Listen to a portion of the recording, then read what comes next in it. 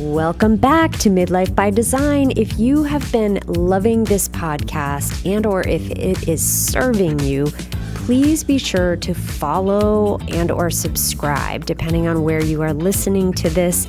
It really helps other women find us and start getting the support that they need and help support the podcast. And it takes 3 seconds for you to do it, and I so appreciate it. Today, I am diving into what you've been asking Dr. Google about your perimenopause symptoms that human design actually has the answers for. From the stress that you're feeling to the burnout and more, HD holds the keys that'll bring you back into alignment. And by way of doing so, it's going to get you feeling better too.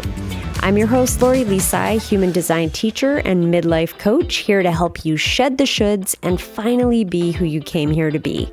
Let's dive in. Hello, my midlife beauty. Thank you so much for listening today to the Midlife by Design podcast. Welcome back. And I want to talk today about the possibility that you are Googling and or chat GPTing all of the symptoms of perimenopause, or maybe not all of them, but if you're like me, if something is not feeling great in your body, then you hop on Dr. Google and try to figure out what's going on. And that's probably the worst fucking thing you can do, right? Because who knows? Like, Google doesn't know your full body. It doesn't know all of the different possibilities of things that it could be. And if you've been listening for a bit, you know that there are somewhere between 80 and 100 quote unquote symptoms of perimenopause. And the thing that's funny is it's like breathing could be a symptom of perimenopause because every woman goes through it sometime between your mid-ish 30s to your mid-ish 50s. And beyond, even the symptoms could even go well beyond that. So if you are taking to Google at 3 o'clock in the morning when you are wide awake and asking about, why am I sweating through my sheets? Why am I pissed off all the time? Why am I gaining weight when I blink? Why am I more tired now than I was in the first trimester of carrying a child? These are all great questions, definitely things that you may be feeling in perimenopause. And plus also, Google is going to give you some answers, but it's not going to be personalized and like a correct answer for you necessarily. And more likely than not, let's be honest, it's just going to spike your anxiety. So I want to remind you that our bodies are beautiful healers, and the answers oftentimes lie within. However, sometimes we just need a map. And in my opinion, human design is that map. So I'm going to dive into some common questions today that you might be Googling and the answers that lie within your human design. And you're going to want to download the Perimenopause Survival Guide, which, by the way, if you've already downloaded it, snag it again because I updated it. I've gotten some feedback and I just revisited it and wanted to make a few slight changes. So go download it, and it's going to give you even more in-depth information and helpful tips and tricks, but we'll get to that later. So the first thing you're going to need as we go through this pod is your chart, of course, which you know you can get on my website at lorilisai.com if you don't already have it. And you're going to want to know what your energy type is and which of the 5 categories of energy you fall within: generator, manifesting generator, manifestor, projector, or reflector. And as a reminder, if you're new to this podcast or new to human design, your energy type is all about how your aura or your energy interacts with others and is meant to function in the world. It's like the energetic group of humans that you belong to and our roles here within those energy types. So generators are the most common type, 37% of the population. And a common question that I find generators have is, why do I feel so drained all the time? And oftentimes there's this because I'm not really doing anything, quote, big, or it doesn't feel like I have this big project going on. That goes along with this question because generators have that sacral battery, right? They are busybodies. We are busybodies. And we are able to keep going and going and going. However, perimenopause oftentimes sends us into this crash. And the usual advice that you might find on the Google, for example, or ChatGPT may tell you, which is not necessarily wrong, it's just not deep enough. So the usual advice might be something like, well, try yoga or meditation or prioritize rest and just do less, reduce your workload. And listen, if you've been listening to the pod, you know that I am very much a proponent of slowing down, doing less. This is something that we focused on at our retreat, Wild Women by Design, and have been teaching this idea of do less in perimenopause. Your body is going through a huge transition. But for generators, it's your energy isn't gone. What's very likely is that you've been misusing it. If your daily life is feeling like just one chore after another or a chore in general, then your sacral energy will shut down. It will just be like, sorry, not interested. And that leads to the drained feeling.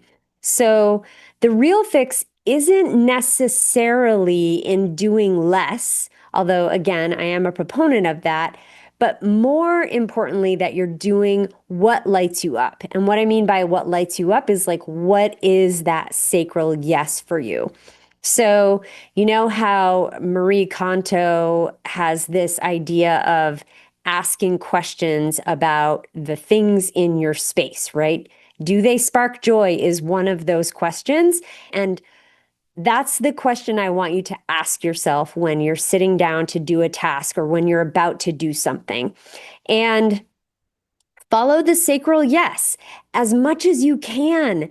Do what is fun and what feels like it will bring you energy and or you have energy for. Those are the hallmarks of an aligned generator. Because the better you feel as a generator, literally the better you feel. It's going to help with your perimenopause symptoms. So I'm going to give each type a quick little permission slip as well with this episode. And for generators, I'm going to give you permission to say no. This is one word that I want you to become super familiar with. And if you have an undefined emotional solar plexus, get used to disappointing people. Even if you have a defined emotional solar plexus, get used to disappointing people and be okay with that, because you want to say no to create more white space in your calendar to let you respond to things that excite you. So listen to episode 7 for a deep dive into the generator energy type. So for manifesting generators, who are 33% of the population, a common question is, why can't I focus? Why do I feel like I'm all over the place all the time? I feel like I can never catch up. And the usual advice, potentially, you might find it from Dr. Google, is slow down. Again, you hear that theme. Again, not necessarily bad advice, just I want to go a little bit deeper. More advice might be stick to one thing at a time, like create structure for yourself. Just work on one thing and then finish it. And that is some of the worst advice that could be given to a manifesting generator, because listen, your chaos is not dysfunction. It's by design. Manifesting generators are meant to move quickly and skip steps and be non-linear, which is not a flaw. The whole point is to ultimately create this efficiency. So in perimenopause, that multitasking nature needs freedom to move and to flow. And so you've got to give yourself space to pivot, change your mind, drop what no longer excites you. Again, going back to as a sacral being, which you are, your sacral knows the way. So the permission slip that I want to give to manifesting generators is permission to quit. Don't feel like you have to finish everything that you start. You don't. And listen, it might drive your loved ones crazy. It might, be challenging for them to live with you and have all these unfinished projects around, but it is part of who you are here to be.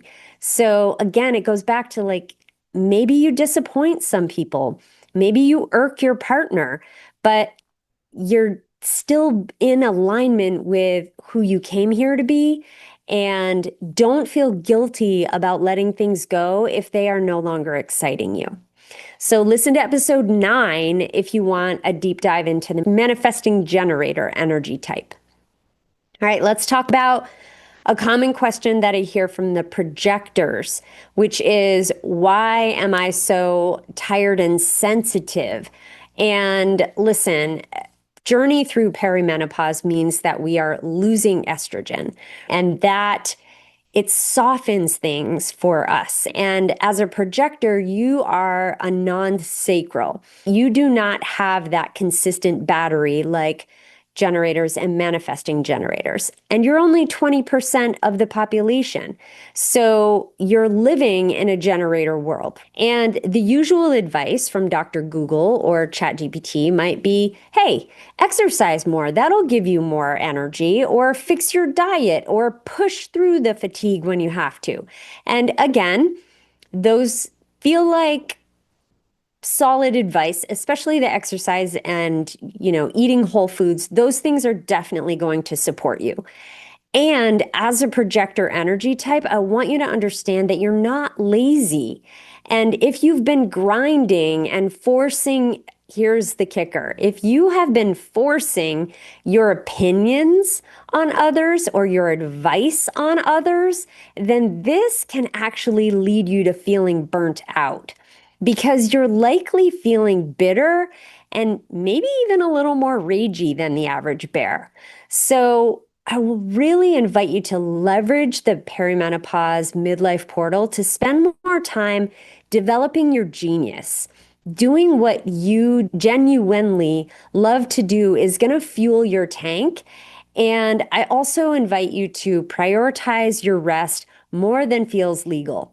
Permission slip for you to take a daily nap. Listen to episode 13 for a deep dive into the projector energy type. All right, let's talk about manifestors. Manifestors, common question is, why do I feel so utterly burnt out?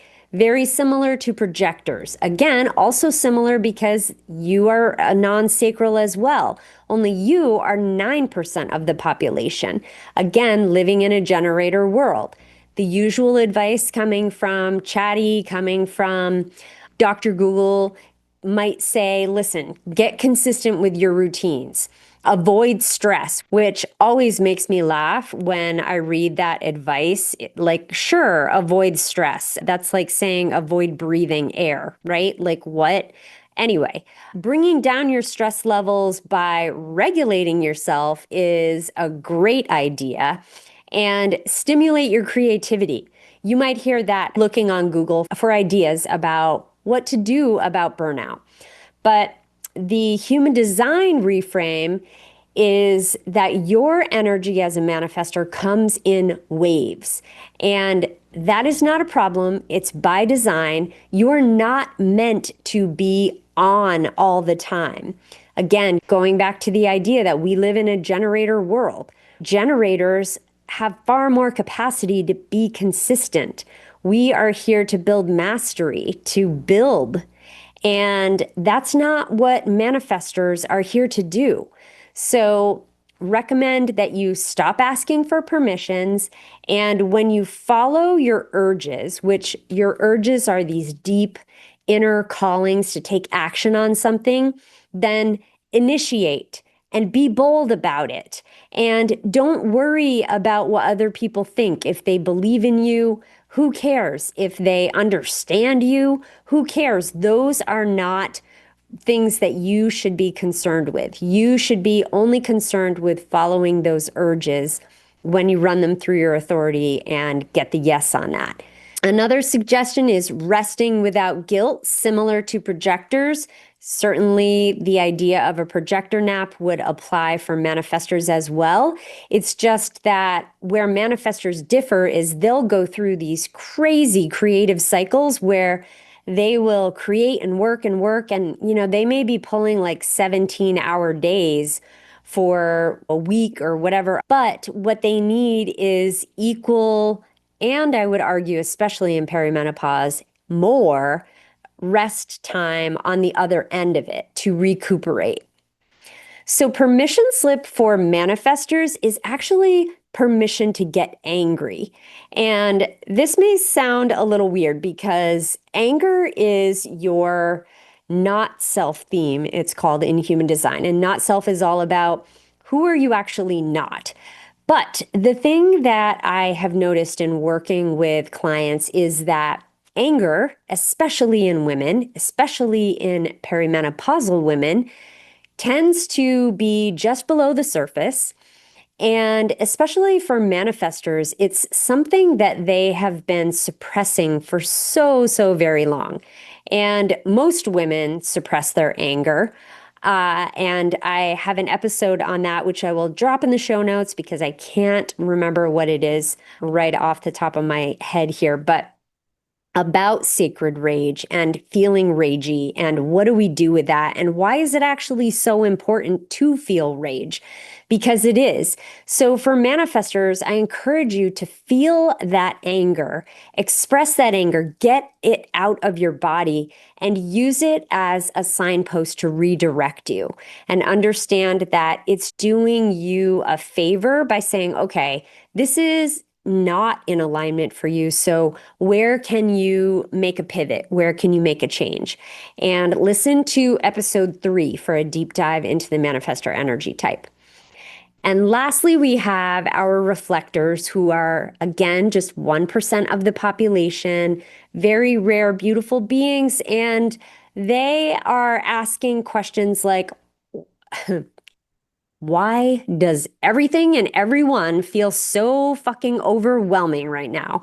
And I feel like many reflectors feel this way on the regular, no matter what phase they're in. And again, going back to the idea of that estrogen softening some things, as a reflector, it's just going to turn up the volume on all of the feels for you.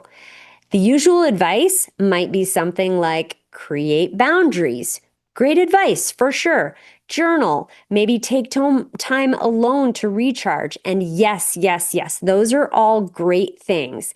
And what I want to come around to, though, for reflectors from a human design perspective is without that estrogen to soften the edges, everything that might have felt sticky or difficult when you were younger is just that much more amplified. And if you happen to be around people or in places or both that make you feel like hell, it's only going to get worse during this phase. So it is so important as a reflector to curate your environment and honor your lunar cycle.